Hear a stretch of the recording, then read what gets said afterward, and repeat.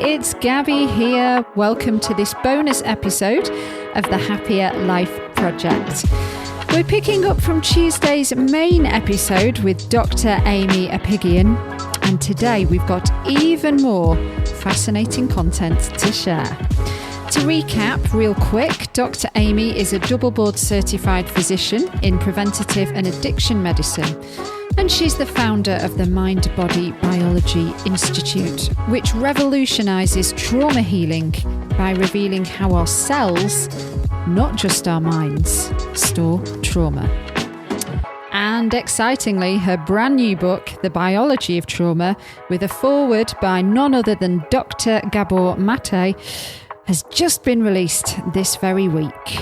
We actually recorded our conversation before the book's launch, so you'll hear us dive into some of her ideas just as the book was about to come out.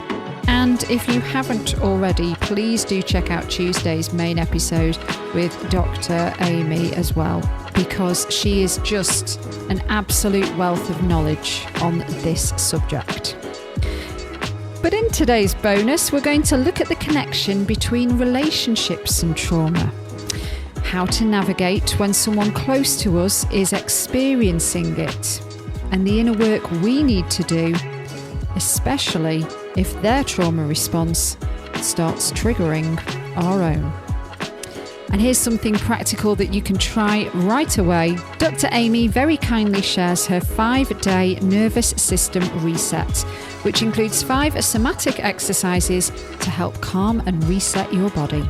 You can access it for free via the link which we've added to our show notes, along with all the different places you can discover more of Dr. Aimie and her work.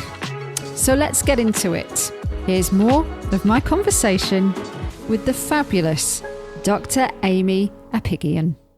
If we've got a loved one and we know they're living in this trauma response, I mean, I'm also thinking about what if that impacts your life as well, and you from living your, best life and expressing how you feel because you're kind of walking on eggshells and stuff. Is that the first step to supporting them, is to say, look, I'm here and I'm going to create this safe space for you?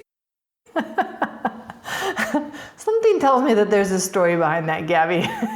Can neither confirm nor deny. Understood, and I won't ask you. I'll just acknowledge what I'm sensing. Shout out to right now. No, I'm kidding. So speaking purely theoretical, Gabby. Exactly. Asking for a friend.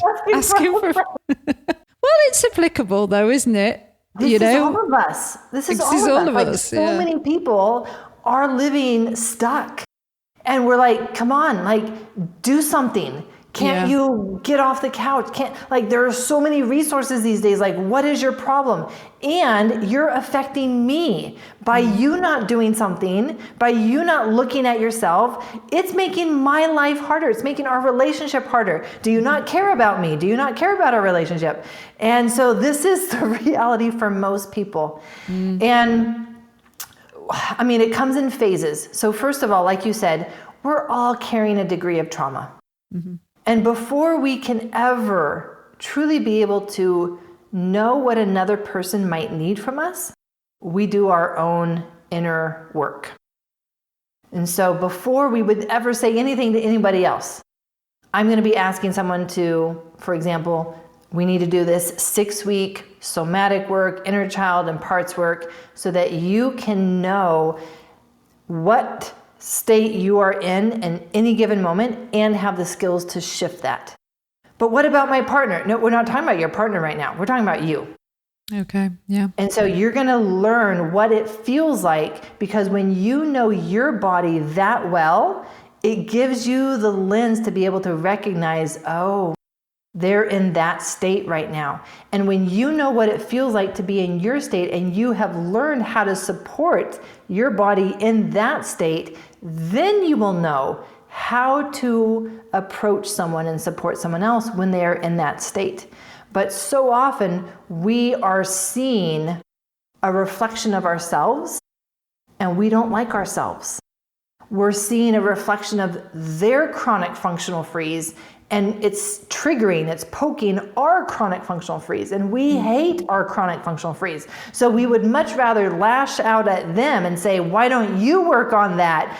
Because it actually is triggering something in us. So until we know and have befriended our chronic functional freeze, I wouldn't want anyone saying anything to anyone else in a chronic functional freeze about their approach and what they should do.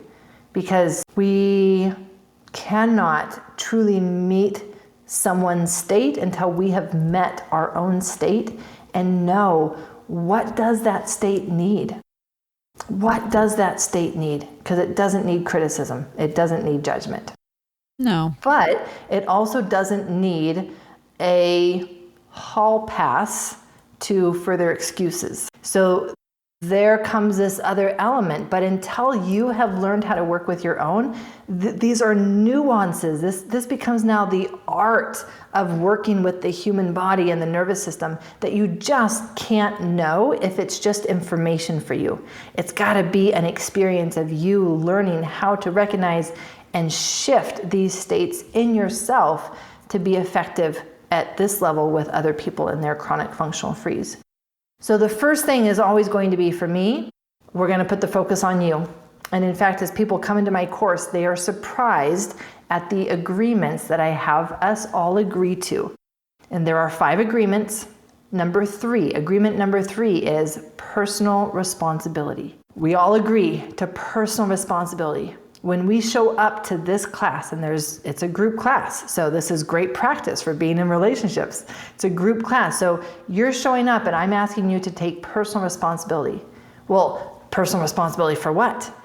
Everything. I'm asking you to take responsibility for your journey, for your learning, and for your reactions. But Dr. Aimie, what if someone says something that's rude to me? I'm not asking what they did. I'm asking what your reaction is. That's what I'm holding you responsible for in the relationship. Your reaction, not them. I'm holding them responsible for their stuff. And I'm holding you responsible for your stuff. And that allows each of us to come into a relationship and it still be all about me. My focus is myself. My focus is my nervous system. My focus is making sure that I am in the best state and showing up as who I want to be in this world, in this relationship. Now, you do you. And if that doesn't work for me, well, then that will need to be something that I bring up with myself and I decide what to do. But otherwise, healing begins with me. And so keeping the focus on myself, especially in the beginning when I'm still learning the skills for myself, is going to be really important. And I noticed that even with that, like, it made my camera just completely freeze. We're breaking cameras, Gabby. We're breaking cameras. I loved a phrase that you use. Oh, you're back. Protected hearts, disconnected lives. So I think going back to what you were just talking about, this goes both ways, doesn't it? For both yourself and for anybody around you that's close to you that might, we're just all big bags of trauma, aren't we, walking around? We really are. We're just big bags of trauma. And those bags get poked all the time, especially when we're in relationships. Yeah. And that's why if we really want to be our best selves and in our best health, we've got to look inside the bag. But we have been terrified to look inside the bag, and for good reason. And for good reason, we need to respect what's actually in that bag because it can overwhelm us. And that's why we learn to take things very safely, very slowly, if that's what it means to do it safely. We need to stop doing things in a way that creates more overwhelm. There is no growth and healing in overwhelm. You're making it sound very accessible and personal and not so scary just from our conversation and, from me going through your resources. It's hard to get that kind of help, really, really hard. And I think it actually, I've got to speak from experience with English doctors and the healthcare system. Well, first of all, finances might be a barrier. then we've got big waiting lists if you're going through the NHS route, or even if it's just somebody that's really good, they tend to have long waiting lists. So if we wanted to maybe look at this in a safe way as well, because again, when it's trauma, we've got to be very sensitive to it all, haven't we? Just as a kind of first step, what can we do where we're just not going to, make ourselves more poorly, shall we say? Yes, this idea of how can we both stop the accumulation of more damage in the meantime, and how can we stop further overwhelm and going into more and more trauma responses? And what has been so encouraging for me is to see how much people can actually do for themselves. And I did not always know this, did not always see this. And yet, again, going back to my experience with my addiction medicine patients, I realized that was what I needed to create, is a way for them to take something home with them that they could do in the moment that would create just as much safety as they felt with me in person or in session. And so this is what I've been putting together for years. And it's now what I teach. These self-practices, what can you do for yourself, by yourself, so that we're not just still waiting for someone else to come and save us and fix us? Because we need to have our sense of agency back, even to just interrupt that pattern of trauma, which puts us into a feeling of powerlessness. And I am just waiting. So this is what I share. And in fact, I'm happy to share with your audience my 5-day nervous system reset, which is somatic exercises that I've put together, 5 somatic exercises and mind-body dialogues that people can learn to do and safely do on their own at home. It's not a way to excavate your past and find all that packed trauma. We're not working on that at all. What we're doing is just working in the present moment and noticing, oh, I just had a trigger. Oh, I'm spiraling into overwhelm. What can I do? I know what I can do.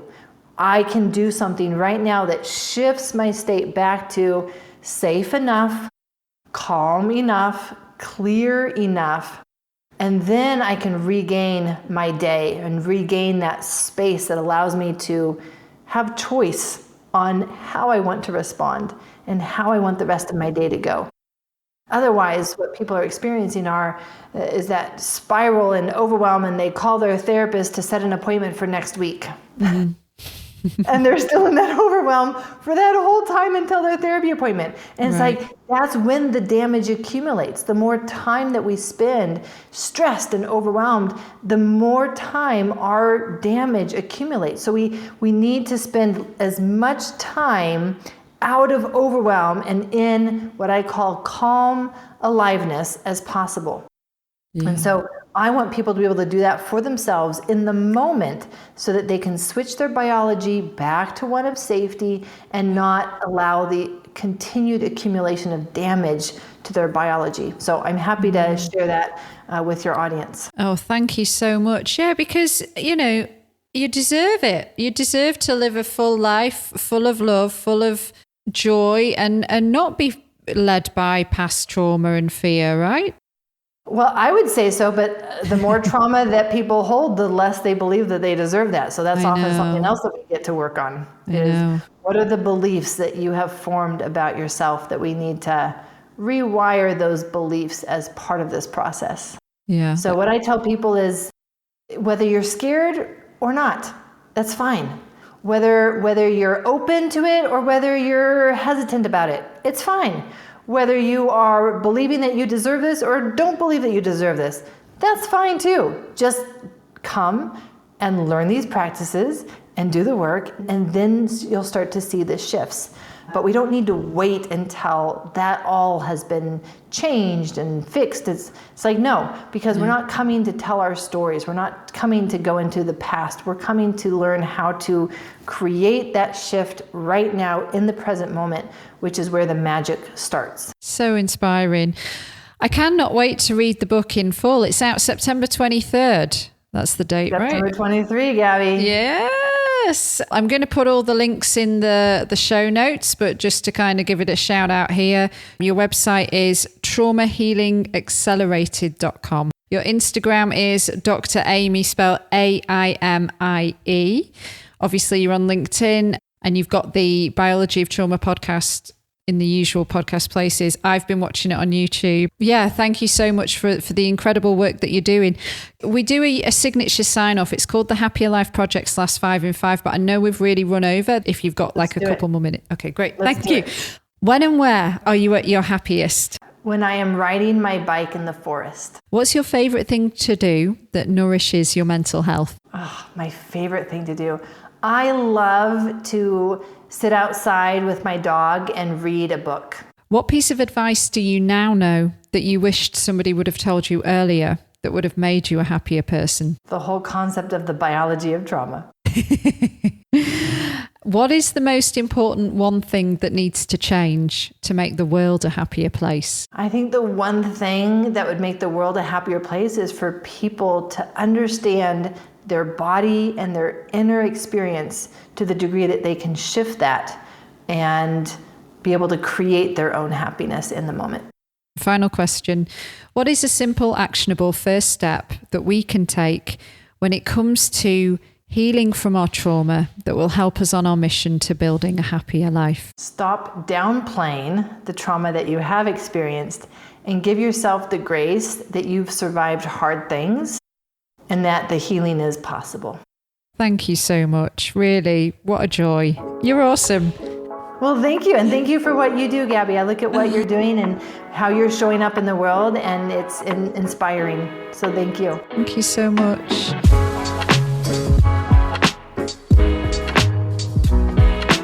Hello friends, it's Gabby back with you.